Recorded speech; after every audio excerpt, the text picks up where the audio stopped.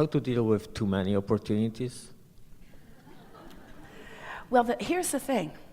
If you are really centered in who you are, if you are really feeling good, there's no such thing as too many opportunities because you're so in the flow. As they come, it's like having a whole lot of dance partners whom you are up to speed with.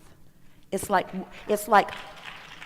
watching the perfection of a magnificent basketball team, Spurs.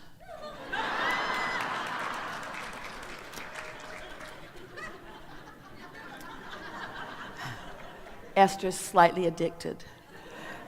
And seeing their heads-up awareness of one another, their intuitive sensing of where they are in relationship to everything else, and not wanting to just stand there alone, but embracing the idea of all of those moving parts for which they are ready for, you see. Ooh. When you're not ready, you don't want anybody throwing you the ball. Don't throw me the ball, it could hit me in the face. Don't throw it to me, don't throw it to me fast, don't throw it to me ever. Don't throw it to me, throw it to somebody else, I'm not ready yet. But when you're up to speed, when you're ready, then you want to do that dance, you see. There is no such thing as too many moving parts when you're tuned in, tapped in, turned on. Because you have the foresight, you have the understanding, you have the broader perspective. You can be in the right place at the right time, you see. So that feeling is always a feeling that comes when there is wobble in your vibration. Because when there's wobble, you're out of balance. When you're out of balance, you don't want many moving parts. So it must be clear and precise decision, and therefore there is only one way, right?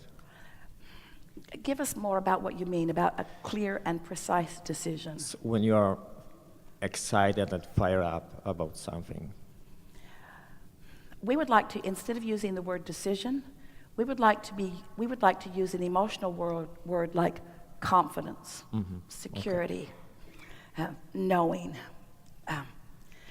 a sort of definiteness of purpose. I feel sure about this. I feel sure about this.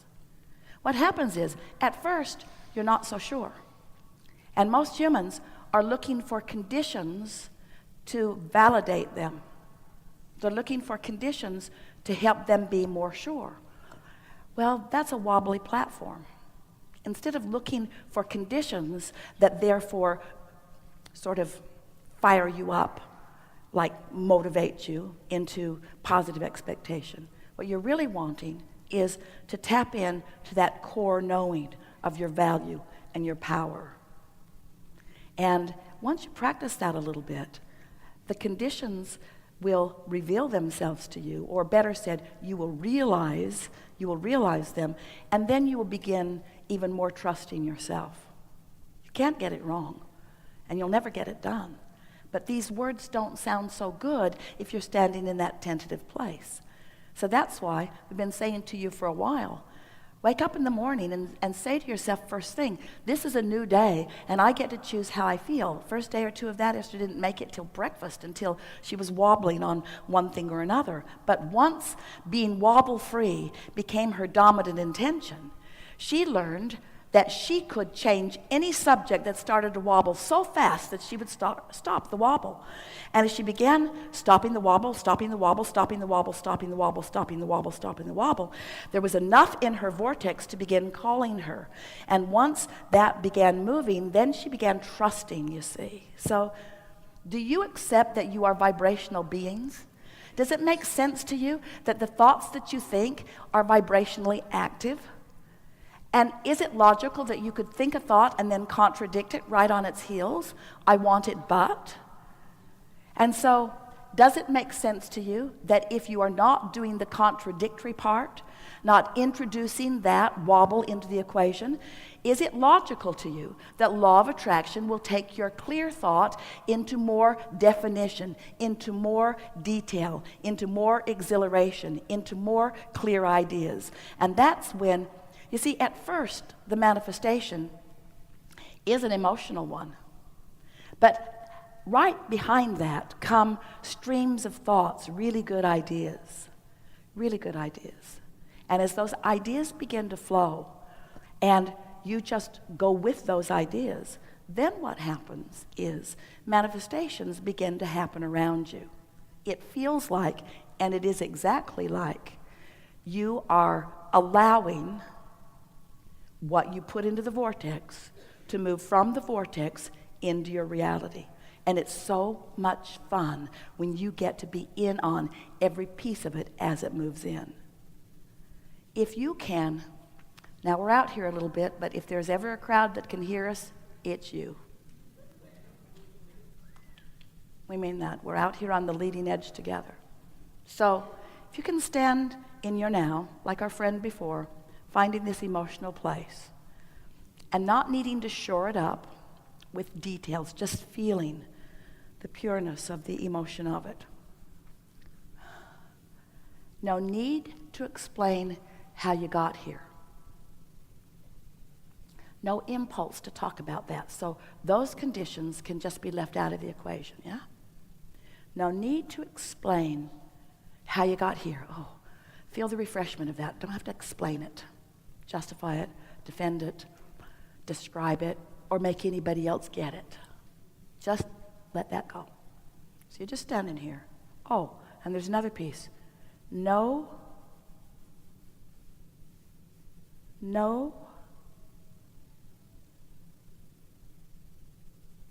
dog in the fight about the outcome. No needing to define where you're going next. So in the never mind how you got here, and never mind, no investment in the outcome. Now, no investment in the outcome. If there's no investment in the outcome, you're not going to introduce contradiction to it. So you already did step one. You already put it there. Source is already fully involved in the outcome and has orchestrated circumstances and events and rendezvous beyond our ability to describe it vibrationally in a way that Esther can get it verbally. In other words, we just cannot tell you how much has already been orchestrated on your behalf about the things that you want. No investment in that outcome, not your job. Step two has never been your job. Your job, right here, right now, just feeling the love. Right here, right now. Never mind how you got here. Never mind how it's going to unfold. Just this feeling that the path is coming to you. The path is coming to you. The path is coming to you. And before you're aware of it, there's nothing for you to do. Ooh, that's the big piece. You don't need to call somebody. You don't need to write something down. You don't need to goose it up. You don't need to motivate yourself. Until the path is blatantly obvious, there's nothing for you to do. Nothing for you to do. And we promise you, you won't be bored, because the path will unfold and you'll know. It won't be should I or shouldn't it. It'll be I'm doing, I'm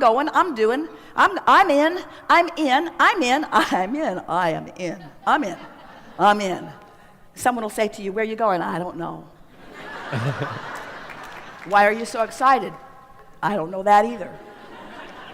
Well, how do you explain? How do you explain how bright you look? I can't explain that either. I've just found this sweet spot. I found this sweet spot where I'm not invested in how I got here, and I'm not invested in where I'm going, because that is dynamically already orchestrated. I'm just here in an utter state of allowing. You get that. You get that. And in that state of being, the path shows up. Ooh, you feel so brilliant. You just feel so brilliant. First you feel blessed, oh man, and then you feel brilliant, and then you feel inspired, and then you feel happy. It just keeps coming and coming and coming. You get in that state, you have no idea what you mean by moving parts. So many moving parts, orchestrated by the universe. Esther laid in bed the other morning, and she thought about all the things that she doesn't have to think about, like